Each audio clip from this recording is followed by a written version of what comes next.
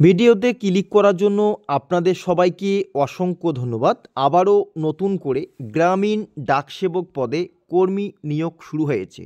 Total শূন্যপদ রয়েছে ২১,৪১৩টি শূন্যপদ রয়েছে।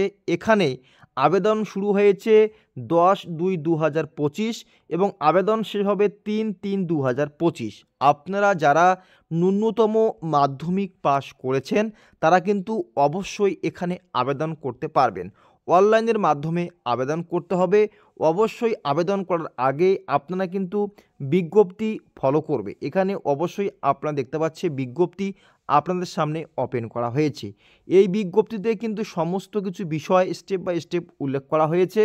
এখানে কিন্তু ডিটেলসগুলি জানিয়ে দেওয়া হয়েছে যে আপনারা কবে থেকে আবেদন শুরু করতে পারবে এবং আবেদন কোনো কারণে ভুল হয়ে থাকলে সেটা এডিট কবে থেকে করতে পারবে সেই তারিখও কিন্তু এখানে উল্লেখ করা হয়েছে।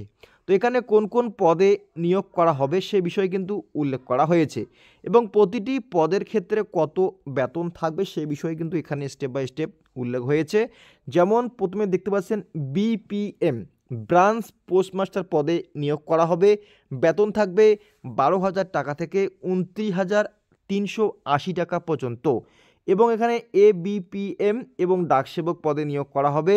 বেতন থাকবে ১০,০০০ টাকা থেকে ২৪,৪৭০ টাকা পর্যন্ত। তো আপনারা যারা আবেদন করবে এই তিনটি পোস্টে আবেদন করতে পারবে। এখানে কিন্তু বয়সের বিষয়টা উল্লেখ করে দিয়েছে ১৮ থেকে ৪০-এর মধ্যে হতে হবে এবং এসসি এসটি ওবিসি এখানে কিন্তু বয়সের ছাড় থাকবে। এখানে কিন্তু আপনারা দেখতে পাচ্ছেন প্রতিটি কাস্টের ক্ষেত্রে কিন্তু বয়স এখানে ছাড় দেওয়া হয়েছে। তো যারা এখানে আবেদন করবে তারা অবশ্যই এই ওয়েবসাইট ভিজিট করবে। লিঙ্ক থাকবে আমাদের ভিডিওর ডিসক্রিপশনে।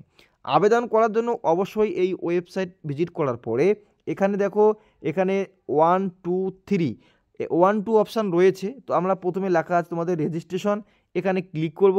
তারপরেই লেখা রয়েছে তোমার রেজিস্ট্রেশন, এখানে ক্লিক করব। এখানে ক্লিক করলে কিন্তু আমাদের সামনে সেই ফর্মটা কিন্তু এখানে ওপেন হবে। আপনারা দেখতে পাচ্ছেন ফর্মটা কিন্তু ওপেন হয়েছে। এটা হচ্ছে সর্বপ্রথম তোমাদের রেজিস্ট্রেশন করার জন্য এই ফর্মটি তোমাদের clearly step by step fill up করতে হবে। এরপরে দ্বিতীয় অপশান রয়েছে অ্যাপ্লাই অনলাইন, এখানে অ্যাপ্লাই ক্লিক করব।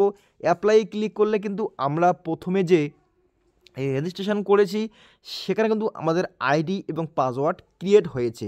তো তখনই কিন্তু আমরা অ্যাপ্লাইয়ে ক্লিক করে এখানে কিন্তু অবশ্যই এটা উল্লেখ করব এবং এখানে আপনারা দেখতে পাচ্ছেন সার্কেল আপনারা কোথা থেকে আবেদন করছেন।